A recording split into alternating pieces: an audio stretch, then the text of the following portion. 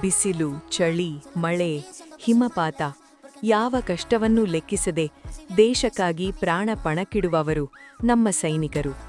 ತಾಯಿ ಕಣ್ಣೀರಿಡುತ್ತಿದ್ದಾಳೆ. ಮಗು ಅಪ್ಪನ ಫೋಟೋ ನೋಡುತ್ತಾ ನಿದ್ದೆಗೆ ಜಾರುತ್ತದೆ.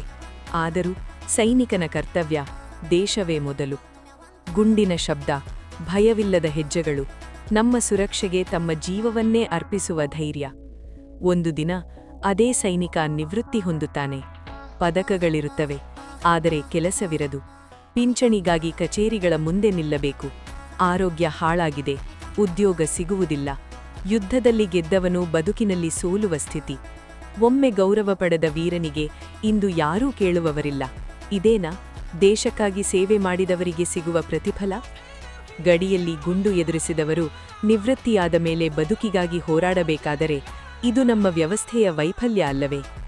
ಸೈನಿಕರು ನಮ್ಮ ಗರ್ವ, ಅವರ ಜೀವನ ನಮ್ಮ ಹೊಣೆ. ನಿವೃತ್ತಿಯಾದರೂ ಅವರು ಮರೆತವರಾಗಬಾರದು.